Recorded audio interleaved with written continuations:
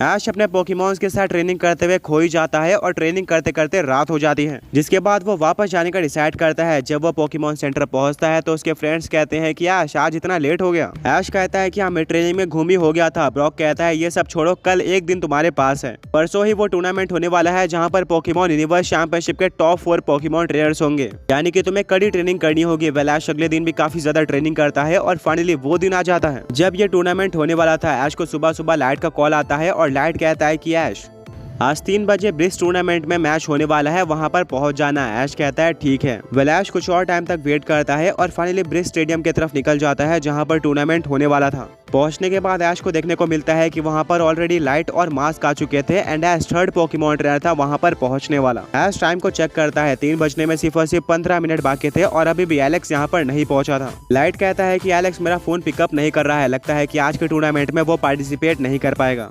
इतना कहते ही लाइट का फोन रिंग करना स्टार्ट कर देता है। लाइट चेक करता है और पता चलता है कि वो एलेक्स का ही फोन था। लाइट फोन को पिकअप करता है और कहता है कि एलेक्स तुम यहाँ पर नहीं आए हो, 15 मिनट में टूर्नामेंट स्टार्ट होने वाला है, क्या तुम पार्टिसिपेट नहीं करने वाले? एलेक्स कहता है सॉरी, मैं टूर्नामेंट के बारे में पूरी तरह से भूल गया था और ट्रेनिंग कर रहा था, मुझे 10 मिनट का टाइम दो, मैं अभी वहां पर पहुंचता हूं। वेल सभी लोग वेट करते हैं। 3 बज के चले जाते हैं और अब 3 बज के 5 मिनट हो चुके थे। मास्क कहता है काफी ज्यादा टाइम हो चुका है।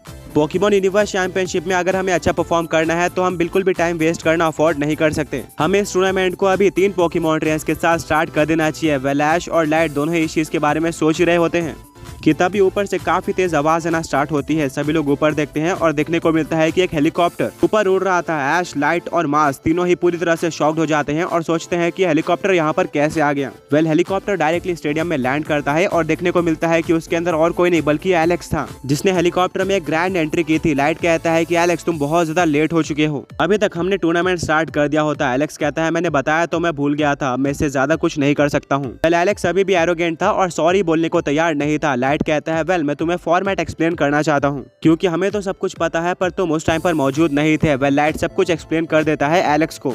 एलेक्स रिप्लाई करता है नाइस, तो सारे पोकेमॉन ट्रेनर्स आपस में सारे पोकेमॉन ट्रेनर्स से फाइट करेंगे। वेल मैचअप और उनकी सीक्वेंस क्या होने वाली है? लाइट कहता है कि मैंने मैचअप आज ही डिजाइन किए हैं।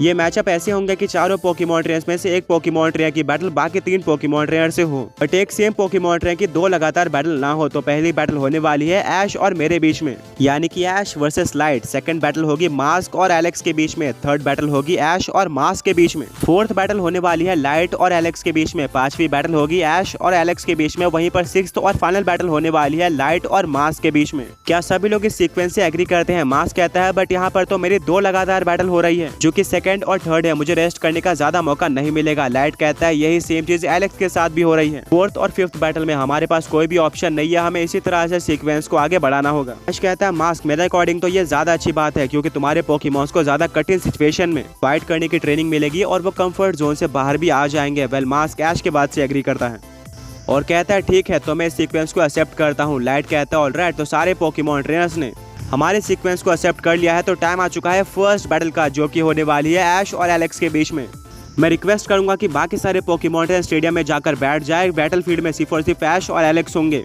वेल स्टेडियम में कोई भी ऑडियंस मौजूद नहीं होती है, वहां पर सिर्फ और सिर्फ एलेक्स, मास्क, ऐश के फ्रेंड्स और ऐश के ग्रैंडपा बैठे हुए होते हैं जो कि इन सारे के सारे बैल को एंजॉय कर रहे होते हैं। ब्रॉक को रेफरी की तरह रखा जाता है। लाइट और ऐश दोनों ही बैटलफील्ड पर अपोजिट पोजीशन पर खड़े हुए होते हैं। ब्रॉक कहता है कि ये टूर्नामेंट यहाँ पर पोकेमॉन यूनिवर्स में सेलेक्ट किए 4 पोकेमॉन ट्रेनर्स फाइट करने वाले हैं, उसकी फर्स्ट बैटल होगी ऐश और लाइट के बीच में। ये बैटल 6 on 6 होने वाली है, कोई भी पोकेमॉन के ऊपर लिमिटेशन नहीं है और एक फेनोमेना यूज करना अलाउड है। दोनों ही पोकेमॉन ट्रेनर्स रेडी है और इस फाइट को एक्सेप्ट करते हैं। वेल ऐश और लाइट दोनों ही अपना सर हिलाते हैं, यानी कि वो रेडी थे। ब्रॉक कहता है ठीक है तो फाइट को स्टार्ट कर दिया जाए। ऐश और लाइट दोनों ही अपने फर्स्ट पोकेबॉल को टॉस कर देते हैं।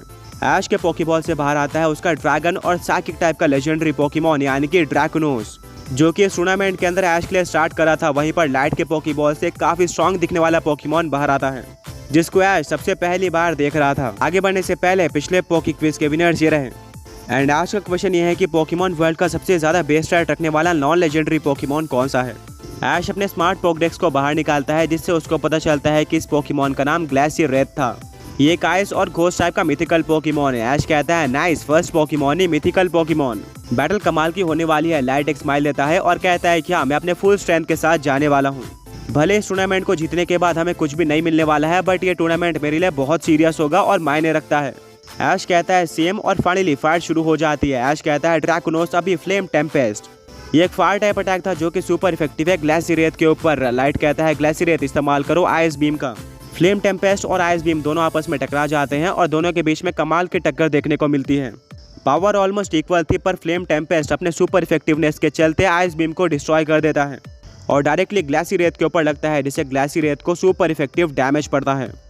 लाइट कहता है कि ग्लेसिरेट अभी फैंटम फोर्स अटैक का इस्तेमाल करो। वेल ड्रैकुनोस की आंखों के सामने ही ग्लेसिरेट गायब हो जाता है और वो अटैक करने के लिए कहीं से भी आ सकता था। ऐश कहता है ड्रैकुनोस अलर्ट रहना, ग्लेसिरेट कहीं से भी आ सकता है। वेल जैसे ही ऐश को फीलिंग आती है कि ग्लेसिरेट बाहर निकलने वाला है अटैक करने के लिए, वैसे ही वो अपने ड्रैकुनोस को टेलीपोर्ट करने के लिए कह देता है। ड्रैकुनोस अपने साइकिक पावर्स का इस्तेमाल करके किसी और जगह पर चले जाता है, पर ग्लेसिरेट भी कम नहीं था। वो डायरेक्टली उसी जगह से बाहर आता है जहां पर ड्रैकुनोस ने टेलीपोर्ट किया था एंड एक सुपर इफेक्टिव फैंटम फोर्स का इस्तेमाल कर देता है, जिससे ड्रैकुनोस को भी हैवी डैमेज सहना पड़ता है। लाइट कहता है कि ऐश ग्लेसिरेट एक काफी स्ट्रॉन्ग मिथिकल पोकेमॉन है, इसको नॉर्मल पोकेमॉन मत समझना। एंकर कहता है बैल के स्टार्ट से एक बात तो क्लियर हो चुकी है कि दोनों पोकेमॉन इक्वल पावर के लग रहे हैं। ऐश कहता है कि ड्रैकुनोस अभी फ्लेम थ्रोअर का इस्तेमाल करो। वहीं पर दूसरी तरफ से लाइट अपने ग्लेसिरेट को सोल फ्रीज अटैक इस्तेमाल करने के लिए कहता है। वेल ये एक स्पेशल अटैक था जिसको इस्तेमाल करने के लिए ग्लेसिरेट की आंखें ग्लो करती है और अचानक से ड्रैकुनोस पूरी तरह से फ्रीज हो जाता है, मानो कि वो एक स्टैचू बन चुका हो। पर इतने में ड्रैकुनोस ने जो फ्लेम थ्रोअर इस्तेमाल किया था वो ग्लेसिरेट के ऊपर लग जाता है। ये फायर टाइप अटैक ग्लेसिरेट के ऊपर सुपर इफेक्टिव था, जिससे ग्लेसिरेट को दोबारा से डैमेज पड़ता है। बट मेन चीज़ ये नहीं थी, मेन चीज़ ये थी कि ड्रैकुनोस फ्रीज हो चुका था और अब ऐश को समझ में नहीं आ रहा था कि आगे क्या करना है। वो काफ़ी तेज चिल्लाता है ड्रैकुनोस, पर काउंटर में ड्रैकुनोस का कोई भी रिस्पॉन्स नहीं आता है। लाइट एक स्माइल देता है और कहता है यही तो मेरे ग्लेसिरेट का सबसे ज़्यादा स्पेशल अटैक है, जिससे मैंने काफ़ी सारे पोकेमॉन्स को हराया है। वेल ग्लेसिरेट हमारे पास गोल्डन चांस है ऐश के one of the strongest Pokemon को डिफीट करने का। अभी इस्तेमाल करो फैंटम ब्लिजार्ड का। ग्लेसिरेट एक काफ़ी ज़ोर से रोर करता है, जिससे एक काफ़ी ज़्यादा तेज तूफान चालू हो जाता है और काफ़ी घना अंधेरा भी हो जाता है, जिससे ड्रैकुनोस को लगातार डैमेज पड़ते जाता है। ऐश कहता है ड्रैकुनोस तुम्हें मूव करना होगा और इस अटैक को डॉज करना होगा, वरना तुम्हें डैमेज पड़ते जाएगा। पर ड्रैकुनोस का कोई भी रिस्पॉन्स नहीं आता है। मिस्टी कहती है अगर ऐसा ही चलता रहा तो ड्रैकुनोस बहुत जल्द हारेगा।